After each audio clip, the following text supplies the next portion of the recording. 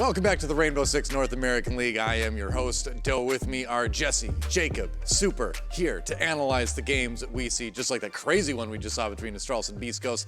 Absolutely nutty performance by Forest, but it's time to move on. Soniqs versus TSM is our next match, and coming into today, these were our top two teams. We're going to see which one of them stays on top after this one. Soniqs, I would say, not just because Super here, coming into this one a little bit stronger than TSM maybe looked yesterday after their loss versus Astralis, but this could still end up being a bit of a close one.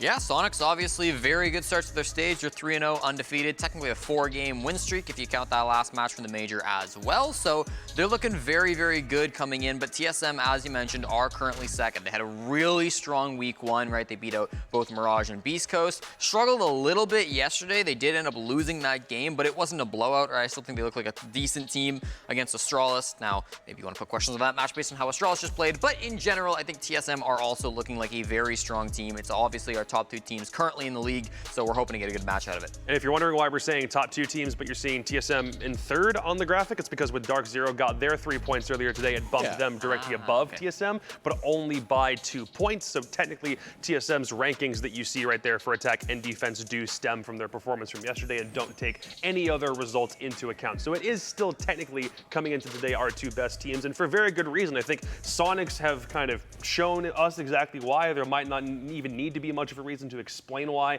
but for TSM, I think the incorporation of having two rookies is a good thing. It's for a similar reason for Parabellum. If you lose one game, you're going to understand how to deal with it and then bounce back into things. And TSM this year, unfortunately, are very well acquainted with loss. So hopefully there is a way for them to realize what that mistake was and then bounce back against a very good Soniqs team.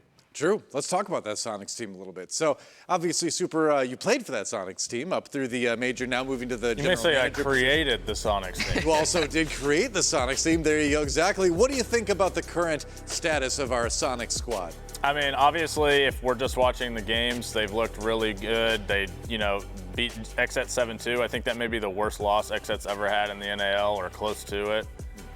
They beat Dark Zero 7-3, and those are teams that we've played close in the past, but maybe not necessarily that, those kind of victories. So they look really good, but, in my personal opinion, they could be better. They're still losing rounds. They're leaving a lot on the table. They've died a few times, and honestly, unacceptable. I mean, they're number one on attack, number one on defense, number one on plants. They just moved up massively from 50% entry to third, 61% entry. Where are they getting better? Nobody's gotten 22 kills in one game yet. Exactly. I guess. Well, they do still have great KDRs coming through here. When you take a look at the top KDRs out of anybody, kill-death ratios in the league, number one is Grixer, an insane 2.31 KD ratio. Ridiculous numbers to be putting up, even though it's a low sample size. Number two, what is Rexon. Benji Moolah doing on this list? Rexon, an amazing player. And then number three, the man that we expect to be at the top, the king. Do they check his PC when he plays? I just don't understand it. What's happening? He's the GOAT. It's a Mirage Revolution. It's not an illusion.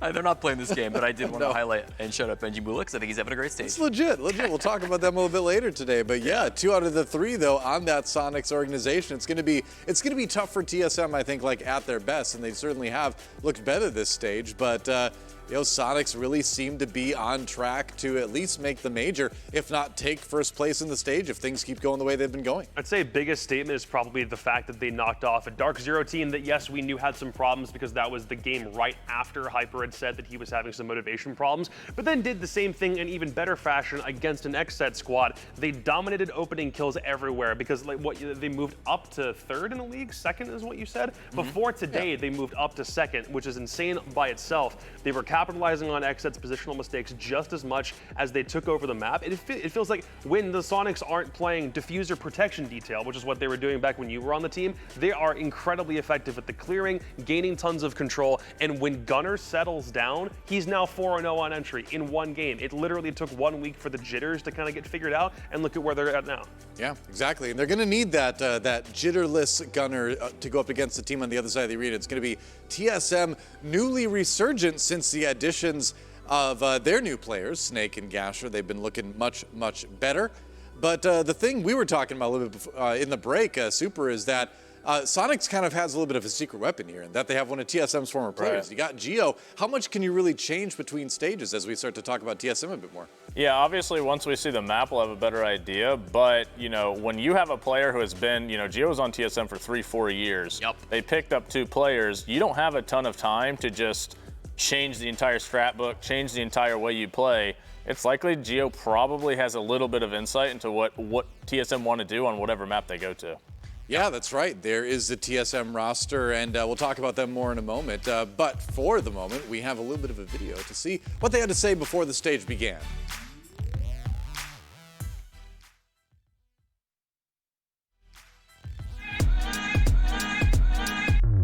I expect to play the game the best I can and to win. Best player. Better than the previous stages.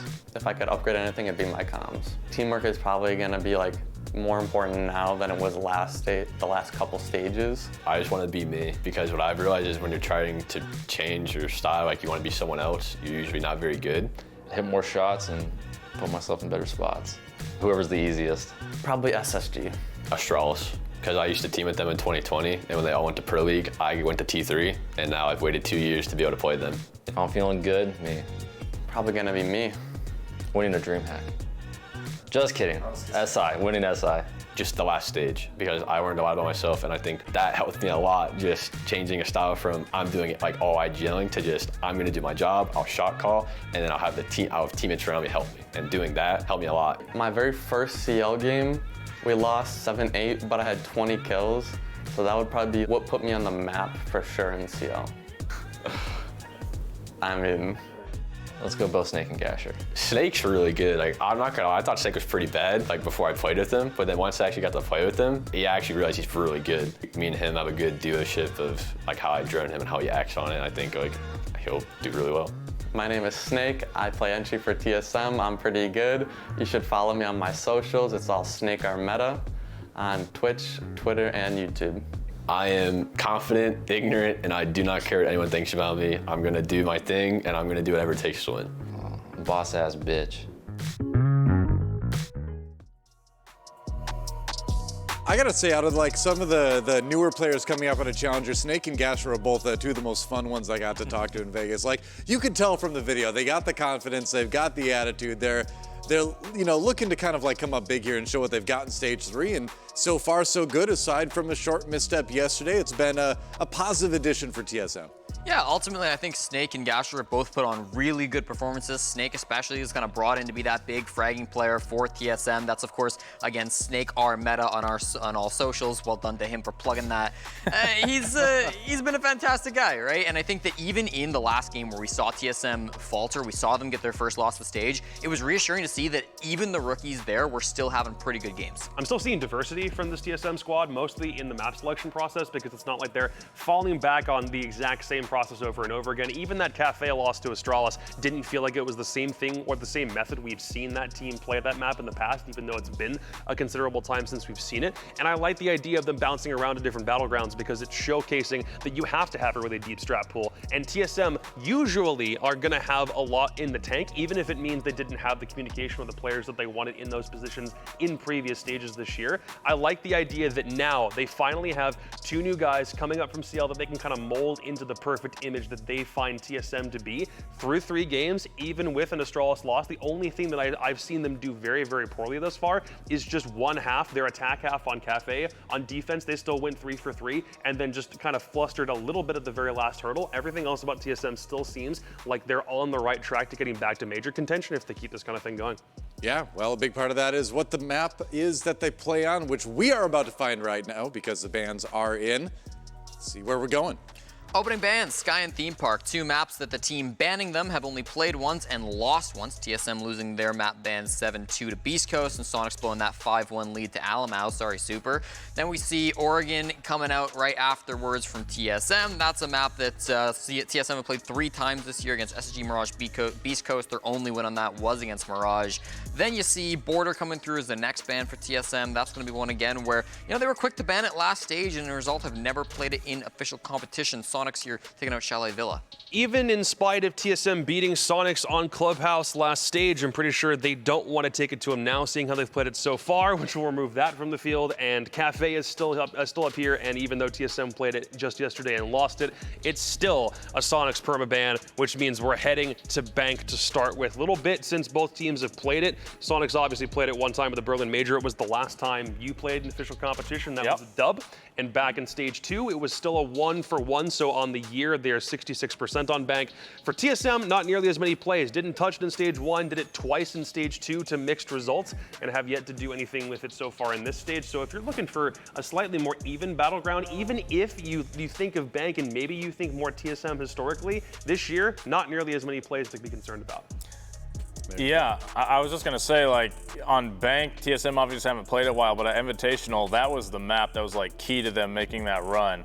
And Soniqs, they ended phases, and obviously a different team, but they did end a long, long time, like, phase win streak on Bank. No, everybody was afraid to play Bank. It's going to be an interesting map because it's new teams. I think they're both going to be good at it. We'll see, I guess, whose insight is more into it. Yep, that's right. Got to talk about our own insight right now, though, as it's time to make some predictions as we mull over who's going to win the first Bank pick of the stage here. First, we'll send it to our casters, Pengu and Intero, waiting to let us know what their predictions are. Who wants to go first? I'll go first, Sonic. Okay, go ahead. That was very fast. It's fast. He literally said his pick before you said go ahead. I didn't even hear what it was. What was it? Soniqs? Sonics. Okay, I figured. All right, there's one for Soniqs. Pengu, what do you got? I like investing into Sonics as well because when I do, I get some benefits back. My percentage goes up in my prediction rate, so Sonic stops all across the board.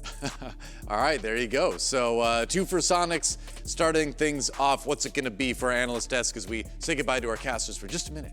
I mean, I don't think you bet against a team that is first in basically every category that we track stats-wise. They are undefeated so far in the league. TSM look great, and I like their new pickups, but SQ just look unbeatable right now. I agree on the unbeatable point, but I do think that they're like the odds of somebody finally getting an undefeated stage still isn't going to happen yet. And I do think at some point, a team that is undefeated eventually has to meet adversity.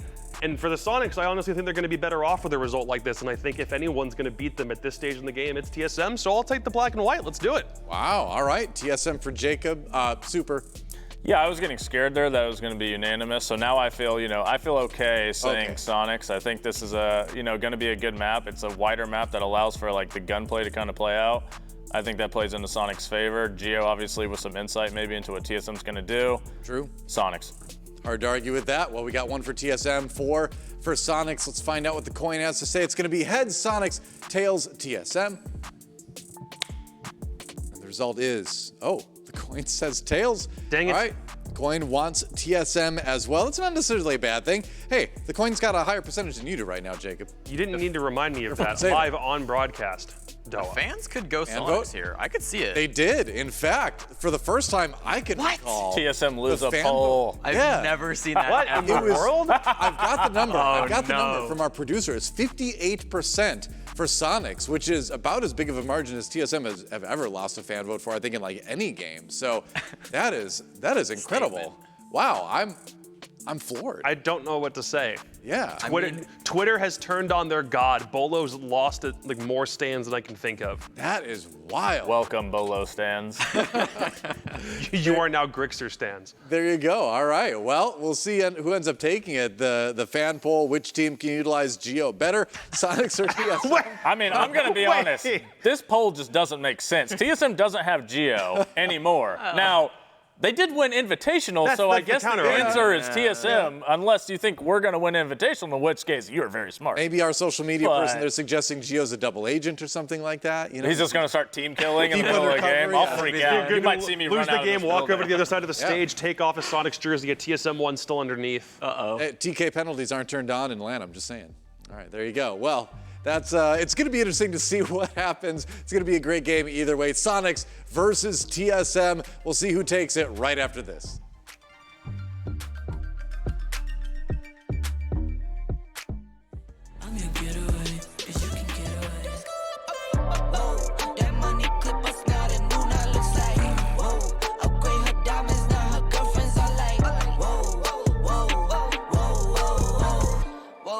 I I hit record a drop, you can't ignore it. I'm transforming now these cars and planes, I'm always boarding. Just out touring down in Charlotte like I play for Hornets. When I'm performing, never boring, now you can't afford it. Champagne Perrier, vintage friends on my face. Looking like I'm from the deep, these no Cartiers. Pockets deep, deep, deep, bro. I can make it in my seat, bro. Do you, I'm doing me, bro. Making noise, use a beat, bro. Whoa, whoa. I press the button and the doors go off like, whoa. That money clip us now, the new now looks like, whoa. Upgrade her diamonds, now her girlfriends are like, whoa, whoa, whoa, whoa, whoa. Neighborhood on the scene, neighborhood on the strip. Neighborhood be the name, neighborhood no crib. Neighborhood that's me, neighborhood that's Nick. Neighborhood do the dance, neighborhood do the dip. Okay, thought I'd never make it like no way. I'm the real deal, no role play. My days off, that's no days. No, I hustle hard, young rose. E be the shooter, that's cold case. Those on the deals, that's brose. Got no pay, don't no say. Okay, this the news, tell them read it. Been the one since a fetus. Don't sleep on me, Tempur-Pedic. That's a no, no, no. Spending dope for no reason. Got a ball head, Mr. Cleaner. Heard the big bags overseas, then we gon' go, go, go. Whoa, I press the button and the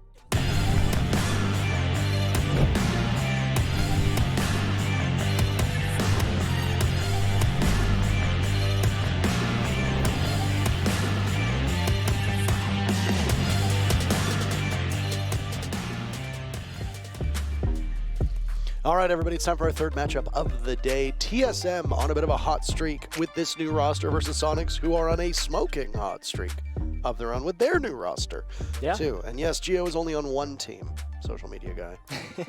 There can only be one Geo. Actually, there's two Geos. There's the caster Geo, and then there's Geo the player. So I suppose if she was to emergency sub on TSM, then you could say which Geo helped the most, but that's not the point. She lives in the UK, so she can't even play in Las Vegas. Either way, for those of you that haven't followed along, TSM dropped Geo and Chala, picked up Gasher. I keep wanting to call him Slasher. Slasher? I keep wanting to call him Slasher. I keep doing it. Snake and Gasher got picked up to the roster. I've almost done that with Slasher before as well, as that I've almost called him Slasher in previous matchups. He had a good game in the Beast Coast just before this. But no, this TSM roster looks rejuvenated with these two younger players, as do Soniqs. Gunner had a particularly noteworthy game yesterday. He'd had some stumbles in his first two matches, but seems to be far more comfortable with the team. Will that carry on? Soniqs are undefeated right now. They've won all three of their matches in regulation. Yeah, I was going to say TSM, of course, they have suffered that one loss, but other than that, they've been flying pretty well so far, and it was a loss against no other than Astralis. That was a 4-7 for them, so it wasn't a lopsided match by any means of measure, but we are now Soniqs TSM on bank, and operator banners are flying across our screen very quickly. Hibana, Nuke, Echo, and Valkyrie. Literally flying. Literally flying. Like, it went by in 5 seconds. Insta-ban from both teams, flying across the board, as I mentioned. Yes. And this is going to speak to an information game, right? Superset on the desk.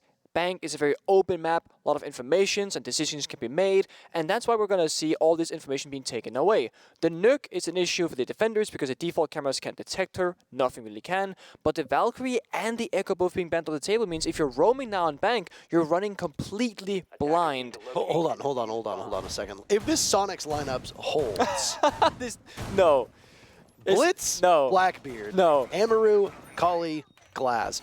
If this lineup holds, good God, pity TSM, but it won't. Look at that, 3 changes immediately. We got you baited. Everybody changed. No, you got you baited. Okay, I got you baited.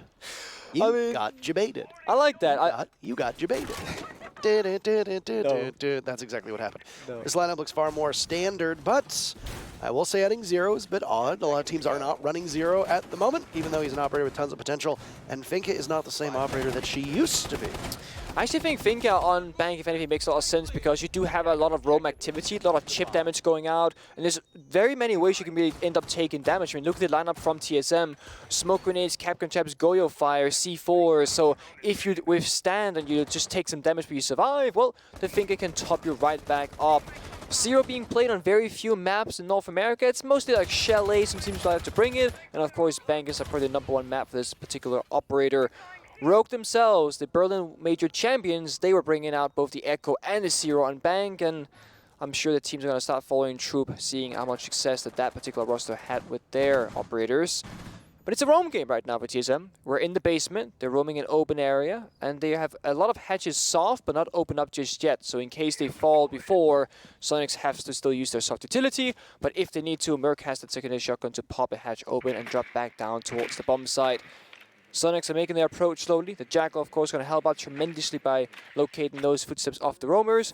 And Gio actually opting for a quick server take, as it might actually be free for the taking if he wins this gunfight. No, Snake. Beautiful shot to Gio. Shuts down the Thermite. And that's a pretty damning blow, but there's backup with those secondary hard breach gadgets. A Capcan trap goes off. Rexon doesn't give a single hoot. There's a bit of sloppiness on that entry. Bolo credited with the assist on his own kill, because he was able to do all that damage to the Jackal early on. Now it's Gunner, the next one up. Grixer not too far off.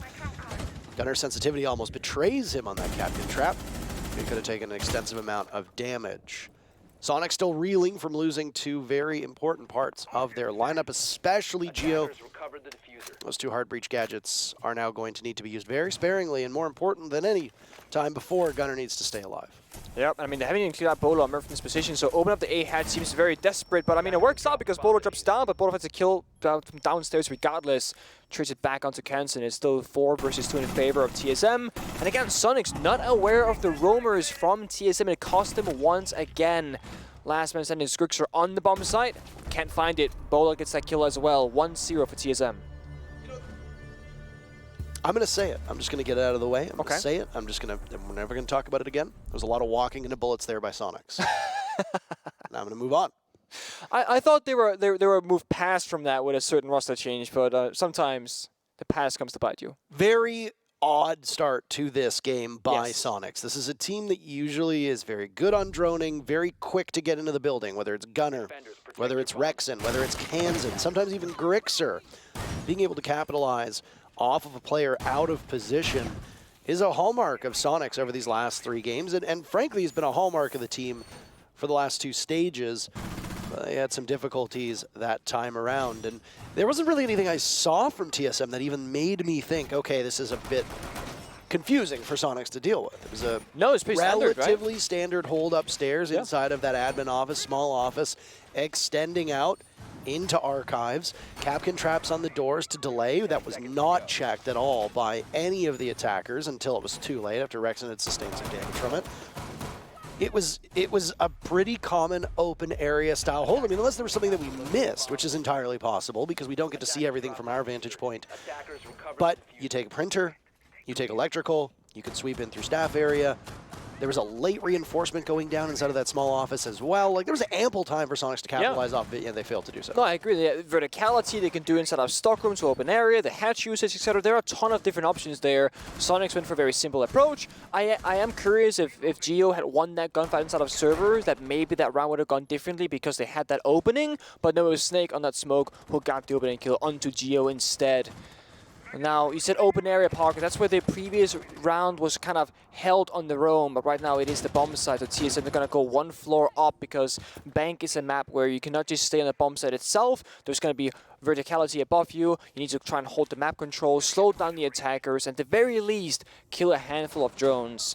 So far, TSM, they've killed 3 of those drones on the side of Soniqs, but with Grixer on this floor race, those terror drones are going to add more to the tally as you get 4 additional ones at your disposal. And of course, you can do some self-destruction as well. It's Bolo holding stock with the magnets and the shield, and Snake suffering concussion, but he still wins his gunfight. He is true to his name as a masterful entry player. This is more of the Gunner that we saw in the first 2 play days, which cannot show up for Soniqs. This is a team that usually had their 3 superstars carrying them forwards with a sporting cast of Yeti and Super. You would live or die off of your entry players. In this instance, there's a bit more depth now, and it's something that even Super has said before, but this entry is proving to be a significant challenge. That's 2 kills for TSM. A 3rd will be added. The only kill for Soniqs comes to the hands of Kansen. We are very quickly approaching the point of no return in this round. Soniqs with only 2 to TSM's 4. That is not the spot you want to find yourself in. And Grixer just looks away. I don't know if he knows that Bolo is sitting on the shield. Bolo picks up his 4th kill. That leaves Kansen alone to die to Merc. TSM are preventing the Soniqs from getting into the building, and if they do get into the building, their stay is very short-lived. I think one thing to point out right now is that Bank as a map is typically attacker favored because you can, all the outside repels, the long lines of sight, you can play quite comfortably from outside the building itself. When you're failing to shut down the roamers like the Soniqs are currently, you're basically giving TSM so much confidence on a map that normally you might not have as a defender. They're running out the map, they're winning their gunfights, they're getting the intra kills, and no one is really being shut down. At the very least, TSM are trading 1 for 2 or 1 for 3 in those first 2 rounds. And it really comes down to if Soniqs can turn the ship around and start punishing TSM's mobility on the map, then they're going to get overrun. Super set on the desk. This is the map where TSM, basically lived off of when it came to that miracle run at the previous Invitationals, where they found so much success. Merc on that IGL role, when TSM goes on the attack, was a very lethal entry that granted TSM so much map control. And right now on TSM's defensive side, it's just all 5 players. I guess we can kind of exclude Gassier and Achieve because they're 0, 0, and 0. They have not really done much. Achieve has 1 assist, but still. But essentially, the front hold from TSM are not being punished, they're not being shut down, and Soniqs, they have to change that. Whether they gotta go slower and take a more calmful approach, whether they gotta go faster and just play with more confidence, either or, but they have to start finding these openings on the map somewhere. And right now, it's gonna be a lobby attack. Based on the first 2 rounds, the picks that Snake's gotten for the team and TSM have been getting suggests to me that Soniqs are not working together as effectively as they could. A lot of single drone in, follow in very quickly, and not have the information that you need, and that's what's allowed Snake and TSM to get those opening first couple picks. Back to the drawing board for Soniqs now, as again, they find themselves in a vulnerable position, which is the rappel outside of office. Common spot for teams to play.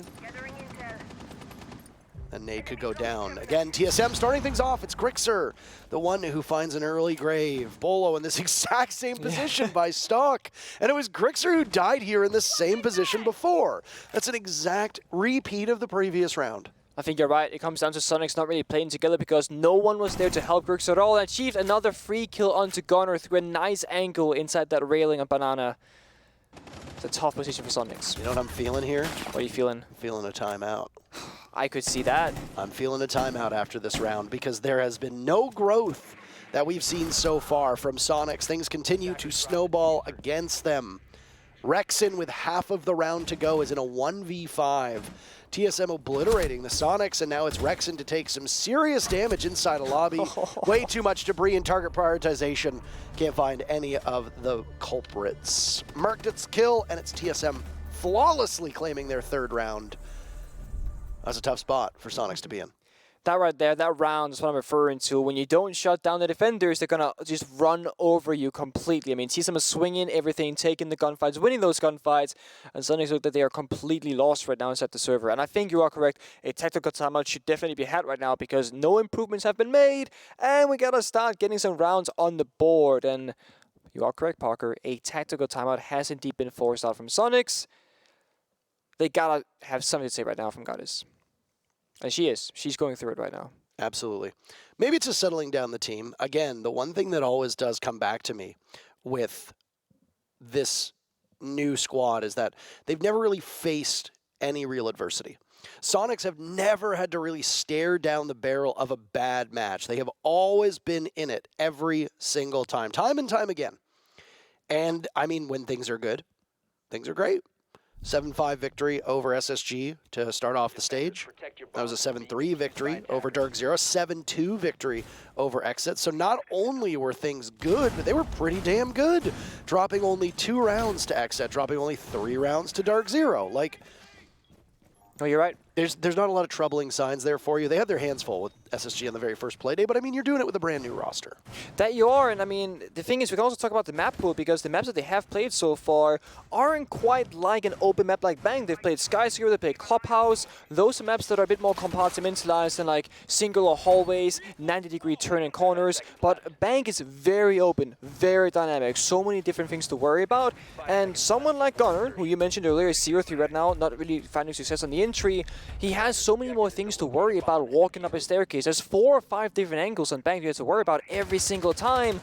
when he's roaming on Clubhouse or lurking rather on the attacking side, it's one singular angle, and it's so much easier to also get information with those drones because those maps are smaller in size.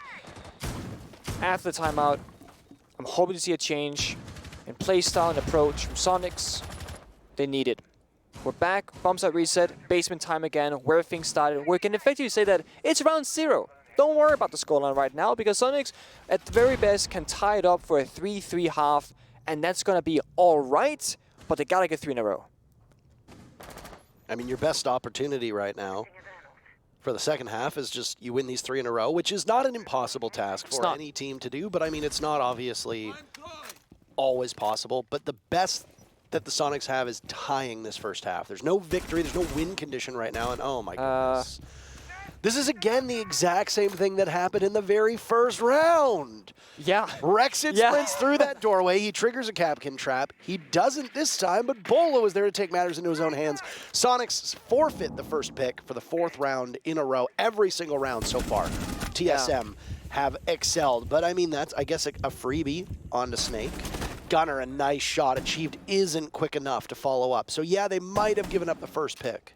But Soniqs are now working in pairs and seemingly more confident on the way they hunt down these offsite players. Yeah, and they got server control, which they didn't get the last time around. Geo is alive with those exothermic charges. TSM now trying to punish Gunner inside the lobby. It's a 1v1 gunfight, but achieved with the UMP comes out on top. It's an important kill to clear out the map. And before Gunner pivoted towards that teller's desk inside of lobby, he knew there was somebody at the stairs. That was where Achieved lay in wait.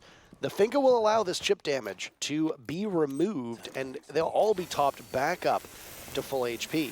It's a heavy investment from TSM off-site.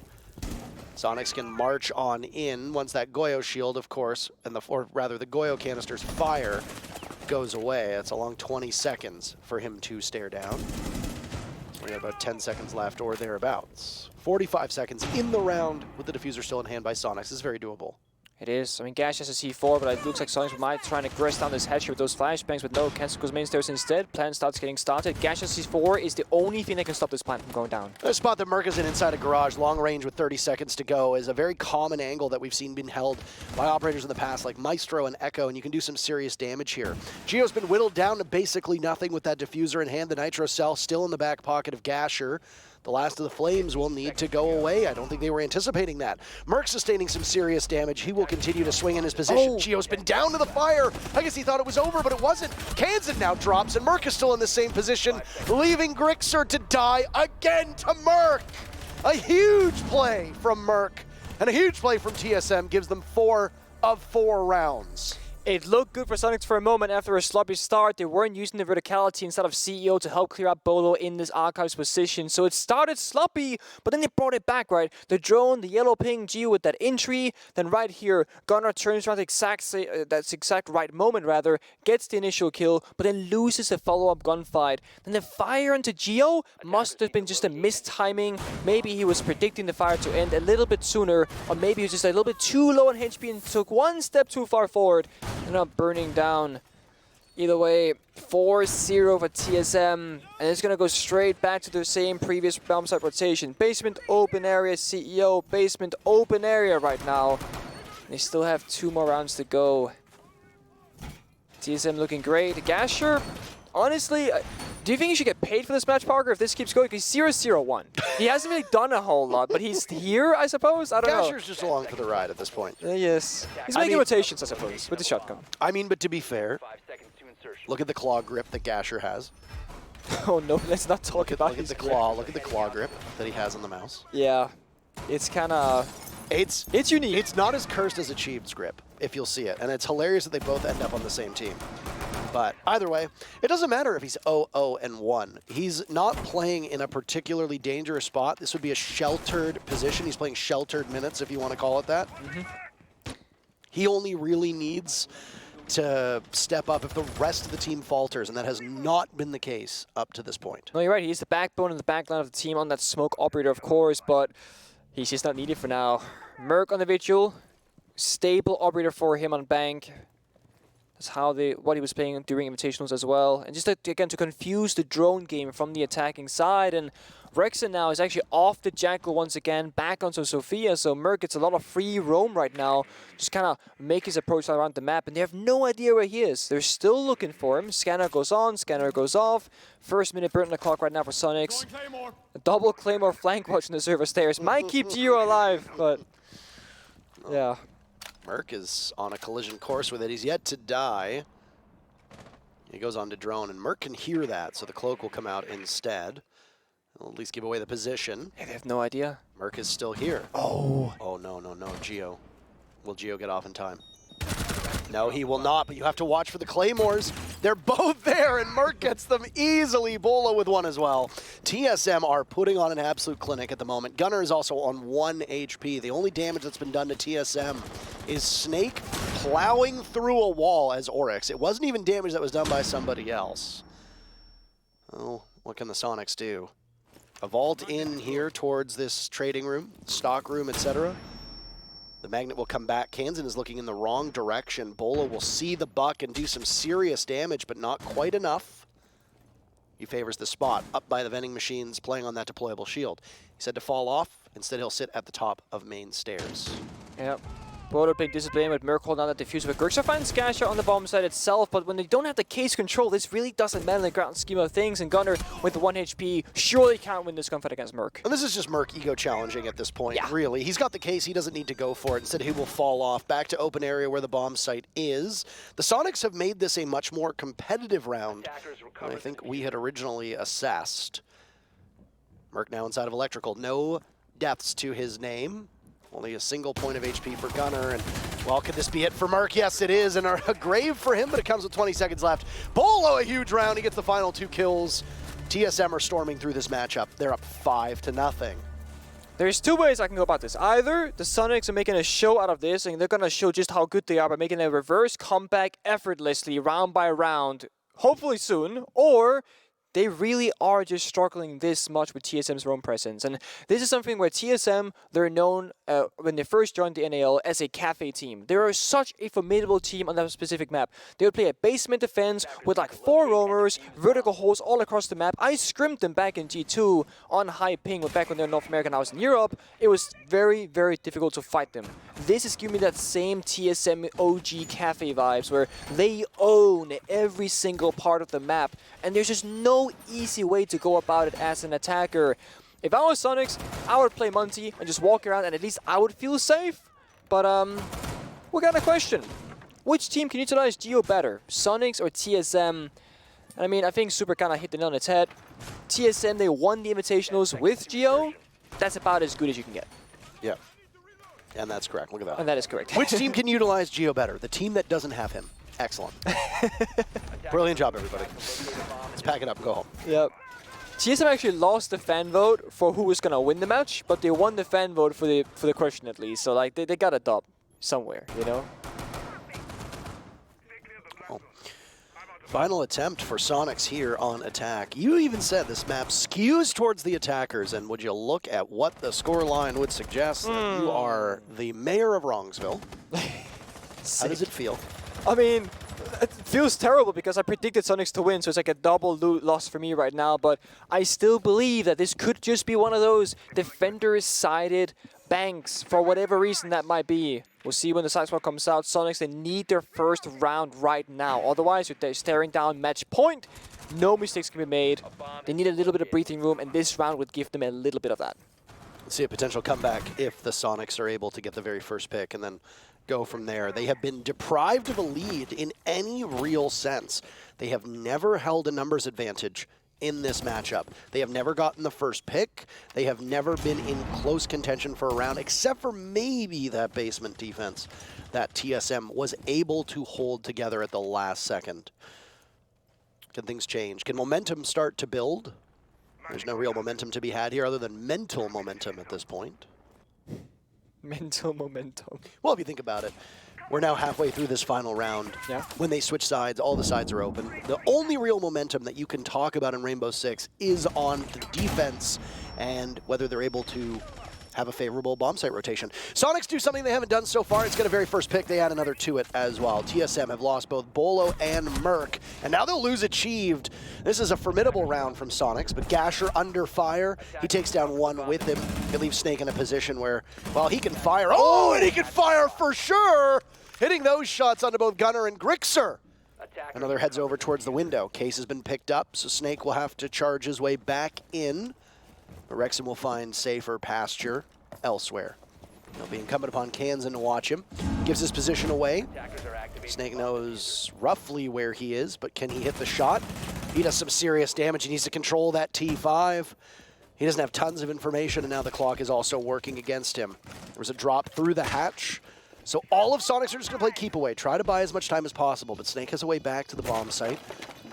The worry now is this vertical control. He doesn't know where either of them are, and they'll be watching through two separate areas. He's only got about 12 seconds to pull this one off before he hits the point of no return. He knows where one is, but he can't outduel Rexon. The down comes in, but it's not enough. That's it. Soniqs take their very first round, and it's Kansan with the nosebleed powers, it seems like. Yeah. Yeah, it appears to be that way. An important round for the team there, because now they get to show off on the defensive half, and at least they're allowed one loss to figure it out and then change things up as well. They're going to start in the basement too, just like TSM did. Of course, Goyo being brought out because basement is one of those bombs that really favors burning down the clock, as you gotta roam clear, breach open the hatches, go into server, take server control, or hit the back instead. So both the smokes being brought out, the Goyo being brought out, and of course a little bit of presence with the roam game if you want to on that Melusi or Alibi as well. Usually when you played Bang, we know, let's go back in time. 3 years, 4 years ago, you would just sit 5 defenders comfortably in the bomb site itself, and that would be considered the best strategy available. Nowadays, having all these different operators, utility, gadgets, and secondary heartbreach, you really can't just give full map control over to the attackers immediately. People also drone way better, so normally when you start attacking a basement defense, you'll start putting one drone in square, one drone in lobby, one drone main stage, and you will know by the time the round starts how many people are roughly going to be on the bomb site, how many people are going to be off the bomb site. If there's no one walking up any of those staircases, you can just fly in the lobby, fly into square, open area, full map control, breach the hatches, and you can start executing much quicker than you should be allowed to. And that is why we see pro teams nowadays, as we see on our screen right now, lurk inside of open area, open up that corner hatch. Why the corner hatch? Well, the corner hatch gives you a worse angle towards the bomb side if you were to lose this ground as a defender, whereas the A bomb side hatch would be very terrible to lose control of without forcing the enemy to breach it first. So that is typically the setup right now, is what we saw from both TSM, is what we see from Soniqs. Can TSM pull this apart better than Soniqs could and find it up in this first attacking round?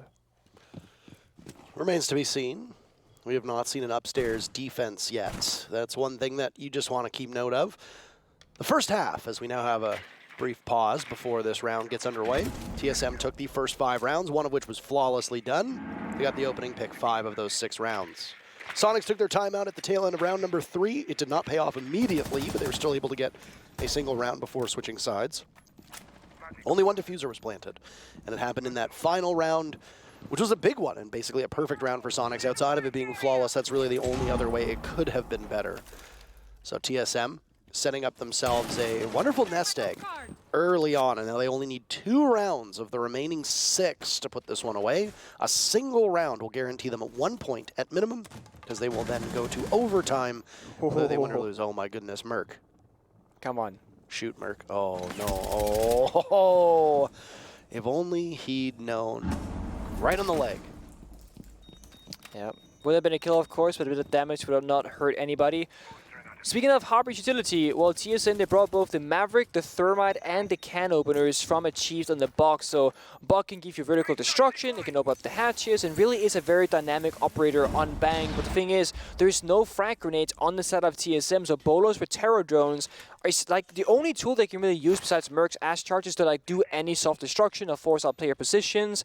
And Bolo's gonna do just that. It's gonna gain information, go through red, but gets shut down by Kansen. Shield stays alive. Kansen's position here is crucial for Soniqs' defense. I was curious as to why they would bring so much hard destruction, and I have to wonder, as Merc gets the very first pick to start off the round and there's only 30 seconds left, I do have to wonder if it's because they expected Soniqs to extend upwards and not just consolidate around the bomb site. Either way, does it work out? Some of the defense for Soniqs disappearing, achieved, getting gassed out. He needs to continue to run. Another kill from TSM comes in. Geo, first on the board for Soniqs, but it's a scramble as there's 5 seconds remaining. They need to get the kills. Gasher's at the halfway point. Soniqs will need to stop him before it goes down, or else it extends the timer. Grixer the only hope, and he gets Gasher, but it's too little too late. The diffuser is down. Grixer can clutch out with the 2 kills on Snake and Merc is just a tiny point of HP. Snake, this new pickup.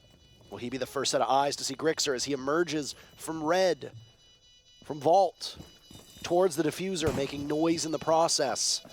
On the B-bomb chassis, he could potentially long-arm this. TSM knows that. He's in a dangerous position, but Grixer falls off and instead decides to engage with Merc. There was such limited HP. Grixer now will have to hop back on that diffuser with only 2 seconds left. Snake will need to stop him. Grixer gets the kill, but it's just for posterity, as there's no way to get the diffuser on time. Might as well pad the stats. A nice 4K from Grixer still falls short of what was needed. And TSM win based off the objective. They moved to match point. There's a great push in from Gasher there, recognizing that there was a toxic baby in his path, but if he can get in towards that bomb side and trust that the cover is there, at least the bomb goes down and they go, they buy that 45 seconds on the clock. They can play the post plan together in a 2v1, which they did. Sure, TSM didn't really play together for a trade in that scenario, but they burned down the clock far enough where it was an unwinnable position for Grixer in that 1 versus 2. And the basement bomb site, which we'll see again, by the way, really comes down to a fine line between how long do we stay on the roam versus when do we fall back. Because let's look back at what happened at the end of that chaotic round. TSM were executing with 14 seconds left. Theoretically, had Soniqs run for 14 seconds longer, that can change a lot of things in that scenario, because then TSM has to buy 14 seconds somewhere else, either going too fast, not joining a corner, rushing a gunfight, etc. Maybe not throwing 3 flashbangs, which is 1 flashbang. So you really have to try and min-max how long you can stay for on this initial roam. Same with the drone count. The more drones you can kill during the prep phase, or the more drones you can kill during that initial droning phase, the first minute of the round, so to speak, the more time you buy on the clock as well, because drones are utility. Manpower is an essential tool also as utility, because you have less things to work with. If you get a kill as a defender, well, all of a sudden, the attackers had to spend more time covering the same ground, and therefore a kill equals time on the clock. Those are very important factors to bank because of the size of the map. And we have a sneaky Snake hiding. This is the Falco spot, by the way. Back in year 1 of the game, Falco would play post and hide underneath the table, and no one could ever find him. Ever. And it worked for like way too long. I haven't seen this in a long time. And he's been possibly found. I think that little. I think they know. I think the little bobble of the drone says, "Oh, we know he's there." Yeah, that might be it. We know you're there. And watch this. Watch this. Watch this. Watch this. Watch this. Oh, nice try, Gunner. Gunner was having a moment. Yeah. All Honestly, right. you never know if you get droned in that scenario, so he just gambled that he didn't. He trusted the plan. The plan didn't work. Plan absolutely did not work. I gotta say, the cojones that somebody would have to try that, staring down match point. But I mean, I guess if you only got 1 round, why not? Yeah, I mean, when you're in match point in this scenario, it's like you gotta try something crazy, right? I mean, had it worked out, we wouldn't have laughed about it. We would have been like, oh my god, this guy's a genius. He had to, he was just sticking around like a madman. But other thing came around. TSM's lineup, by the way, is very execution-oriented for a server attack. Gasher on the Monty, Bolo on the Ying. This is where you want to get the hatch control, open up those hatches, and likely go in towards that server area of the map to then use the Monty to both take that server control and then execute off the bat. But as I say that, achieved on the main stairs and Merc losing a gunfight inside a garage might actually indicate that TSM were thinking about going for a backside attack instead, but by losing Merc, they might have to change their plan again. Well, Merc was the player who decided to rush garage, if you recall, in the previous execute.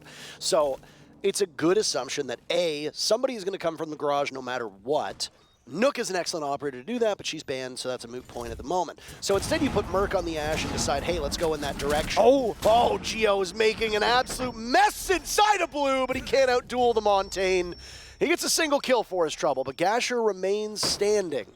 Can now confront the forces inside of both the bomb sites. There goes the Goyo shields, and that's an awful lot of damage to be found.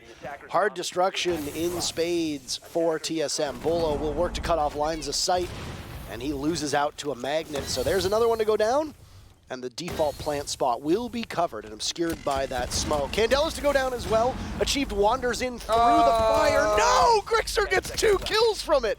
TSM realizing the time is not their ally, and now suddenly, slowed by the Banshee, Bolo will need to get the diffuser down. He knows that this is hopeless, and falls off. Won't give the kill to Soniqs. Instead, he survives. 3 players in the lobby. The clock gives it to SQ. They've got a big climb ahead of them if they want to get on even footing with TSM.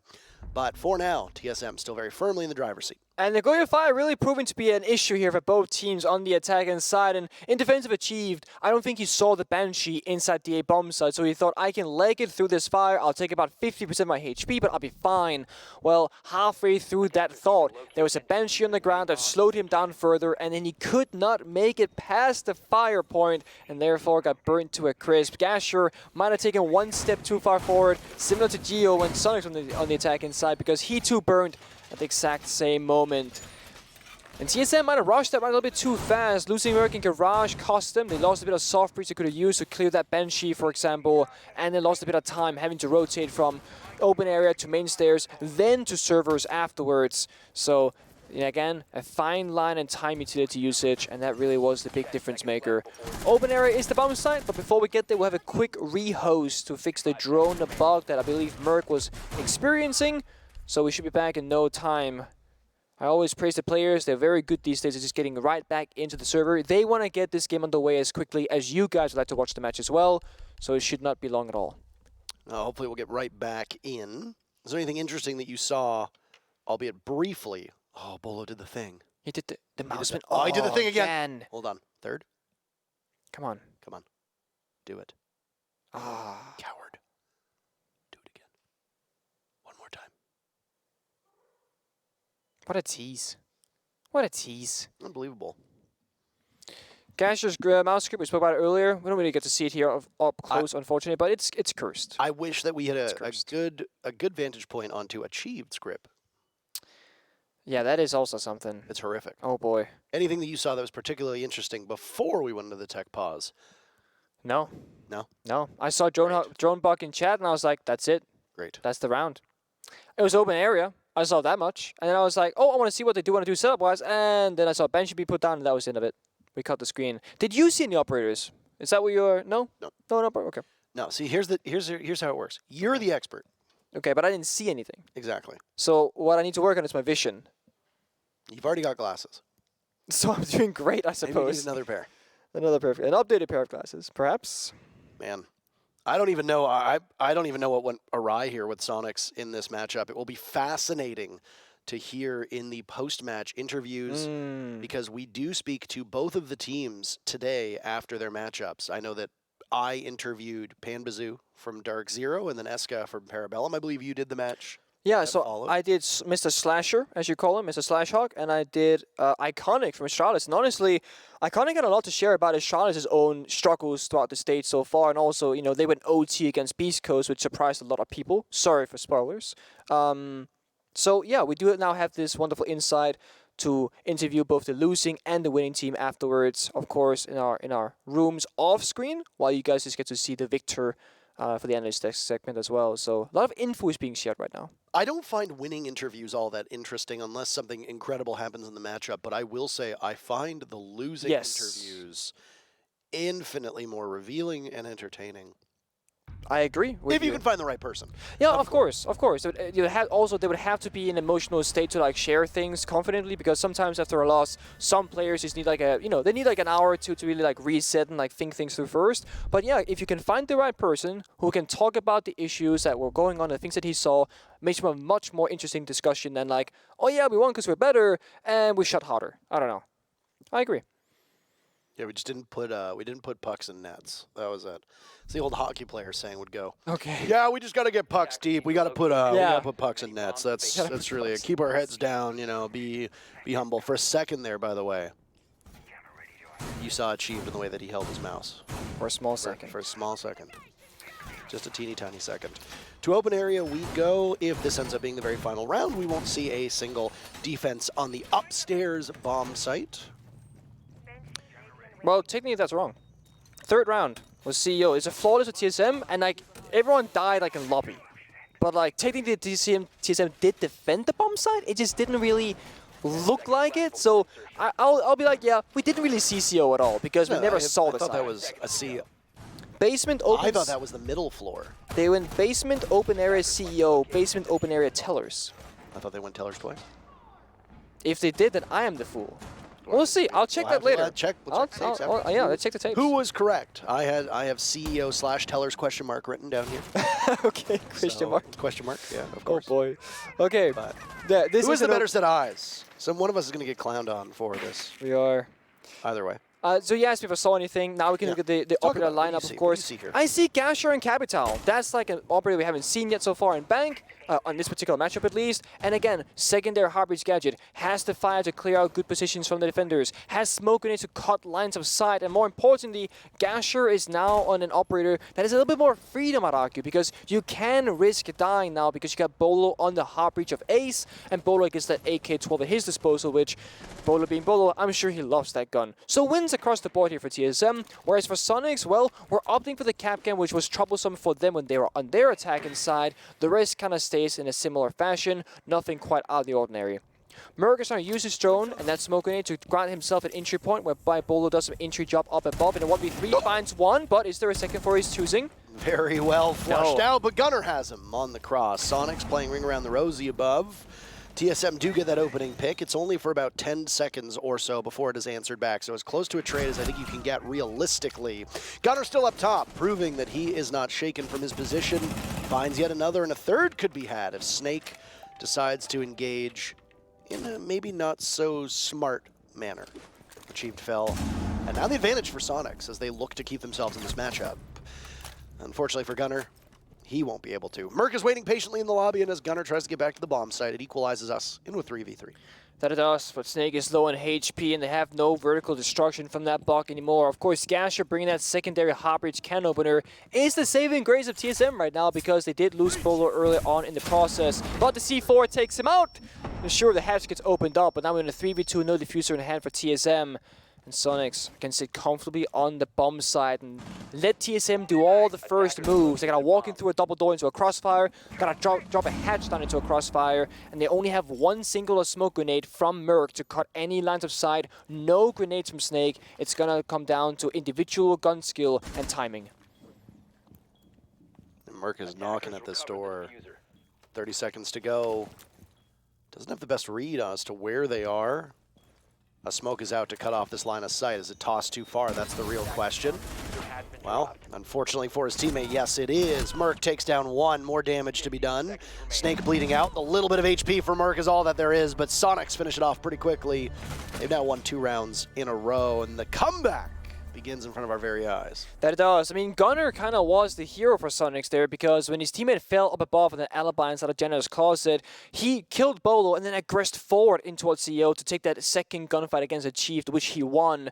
And then sure, he dropped lobby and got taken out by Merc later for that 3 versus 3, but taking out both the Buck and the Ace were 2 of the most important operators on that round, because you lose vertical destruction, you can't breach the walls inside a bottom square, and of course, you even back the man count in the process as well.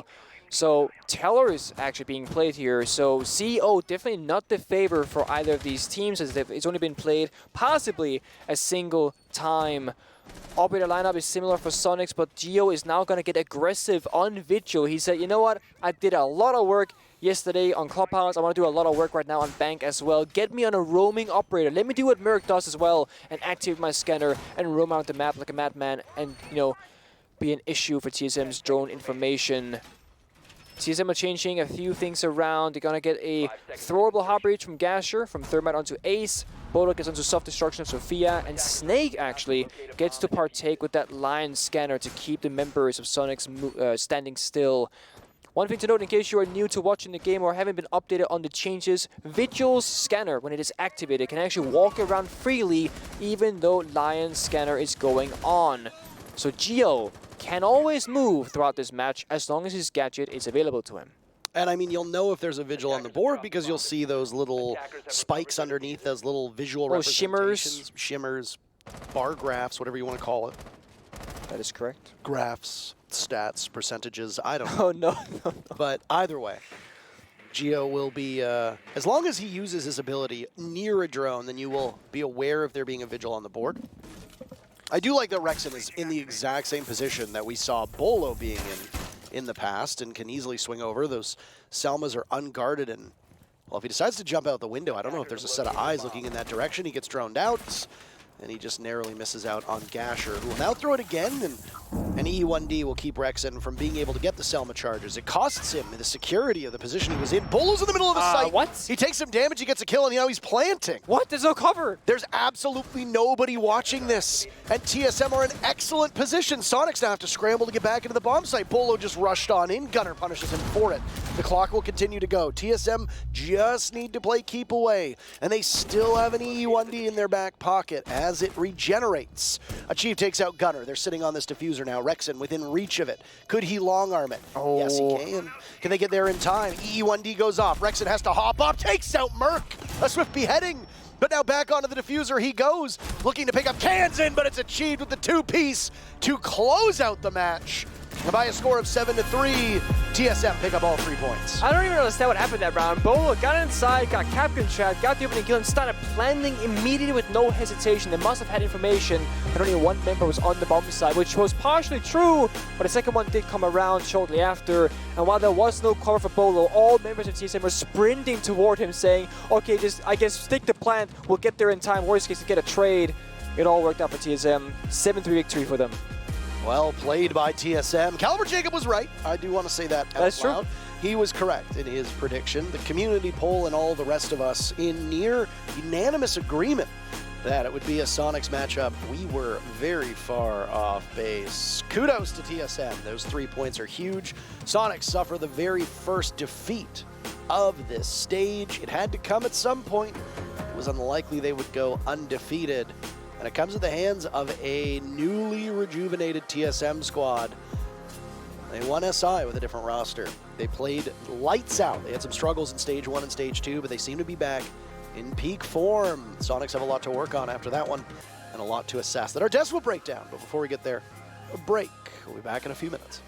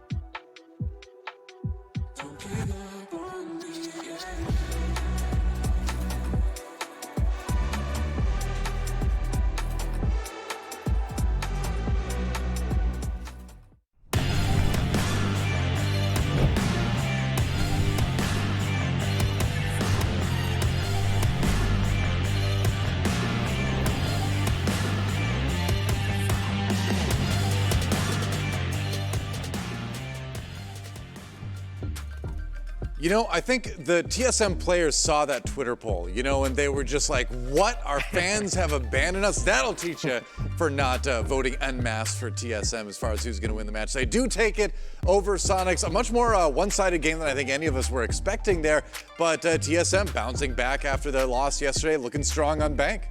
Yeah, really great game. They started off with 5 big rounds in a row. Soniqs could not get anything going in that match.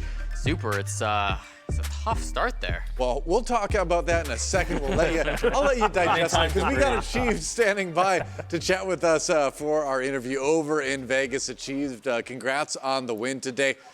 Looking at yesterday and today, what was sort of the catalyst for bouncing back and kind of rectifying what happened on day one of the week?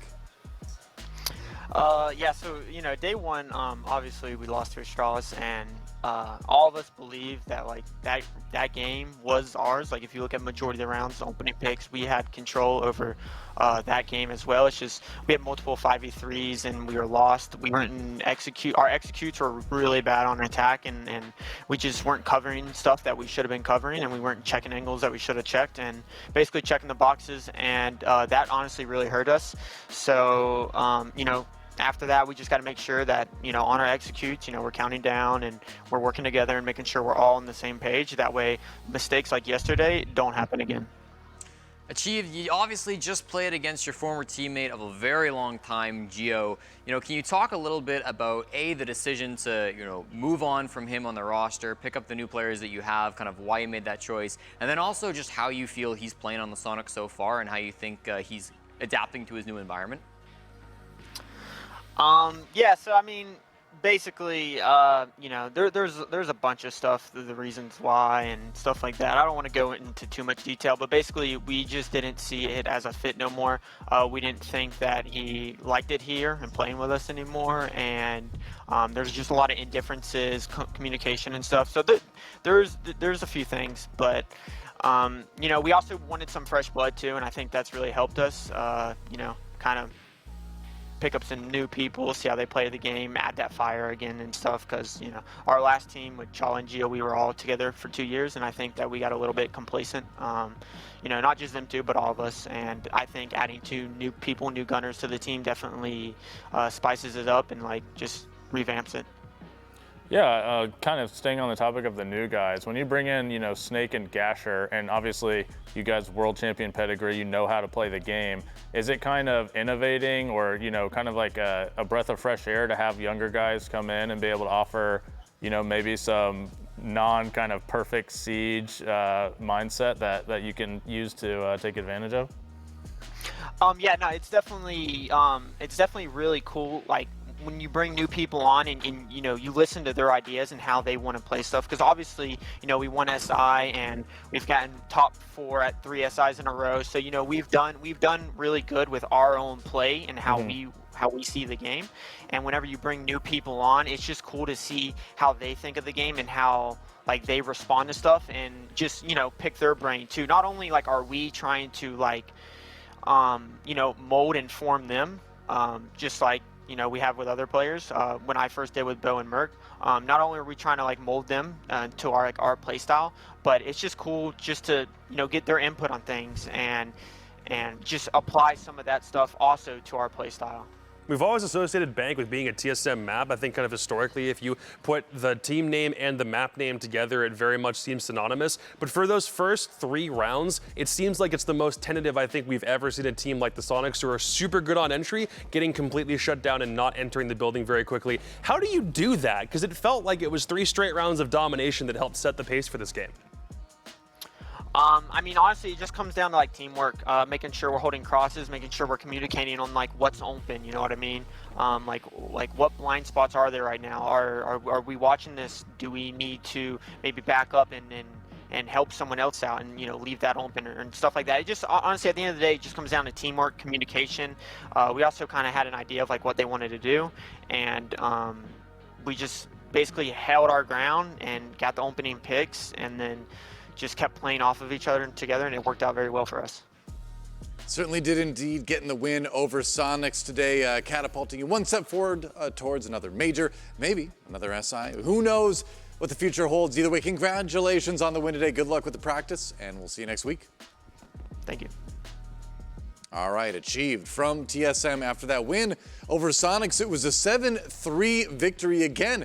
A one-sided match in a way we did not expect it to be, but certainly a lot of strength on that TSM team. The new players, Snake and Gasher, they may have been bottom of the standings there. It was kind of the old blood making the plays today, but that said, they certainly did contribute a little bit, enough anyway to help get the win. I mean, they didn't have to get crazy. They honestly didn't. Through those first several rounds, I kept saying, Gasher hasn't done anything. It's because Gasher didn't need to do anything. All the kills were happening on roam plays upstairs. He usually was the one either playing on site or back away from where the action was happening. It took until round 5 until he was really in his first engagement. Snake had several, even though he's 6 and 7. I don't see that as a problem when you've got 2 guys on your team having 13 kills a pop. You don't have to do too much. In this case, when you just allow TSM's formula for bank with the 3 core guys they've still got left to just do what they're supposed to do.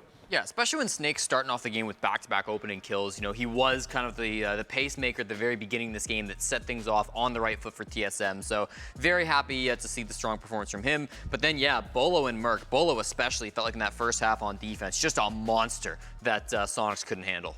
Yeah, it's honestly, if you look at the scoreboard, it's kind of a reversal of Soniqs' game yesterday where they had all the opening kills besides 1, and this game TSM have all the opening kills besides 1. And games like this happen. Unfortunately, you don't want it to, but some days, for whatever reason it may be, you're just not feeling it. The coordination's not there. Through the first 6 rounds of this game, the Soniqs only had 12 kills. That's a team with some of the best players in the world, 12 kills in 6 rounds. It just seemed like an off day for Soniqs, and TSM definitely showed up, and they took advantage of that. You're not going to win those. Yeah, it's going to be tough. I'm curious, though, from, obviously you moved away from the team a little bit now in the GM role, but if you were still, giving coaching type advice, if you're still with the team, like what would you say going into a weekend after a game like that? I mean, they've all been, outside of Gunner, they've all been playing a while. They've played in high-pressure matches. I think that's just one of those games where you recognize that it was just off. That's not the Soniqs you're used to seeing. Yeah, I think through the first 5 or 6 rounds, Rexon and Grixer didn't even have a kill. Like, when do you ever see that? It's just one of those games, it sucks to be a part of. It sucks to be the general manager of, but, you just brush it off and, you live to fight another day. You kind of also know that those losses have to come at some point, right? Like, nobody goes undefeated, right. Like you said earlier, like we still never had a team go undefeated in NA, and there's a reason for that. Games like this happen, hiccups happen.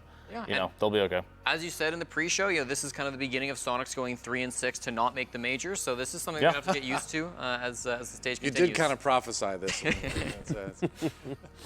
There you go. We're going to have a replay in just a moment to take a look at. I think we're still getting that ready behind the scenes. But for now, looking back at TSM, does this seem like the corner has been turned? Does it feel like from this point on, actually, let's revisit that. We do have the replay ready now, so let's check that out. Round number 3, and this is kind of TSM defense being calculated, getting the job done. Yeah, I mean, this is kind of the big problem. This is a good summary of what we saw throughout those first 5 rounds, where it's really struggling for Soniqs to get anything going on attack. What I want to focus on here, it's obviously Archives Tellers, not a bomb site that we see very often here on Bank, but I want you to focus on this top floor hold right here. It's going to be a 3-man hold. We're going to see Bolo playing down in the bottom right with that shield just outside, kind of around the vending machine area. We're going to see Snake playing more towards the left, kind of around the front office there and the elevators. And then, of course, we're going to have Achieved as well, who's up here on the top floor on the Alibi, going to be playing more around kind of the CEO where the bomb would be if they were playing up on this top floor. So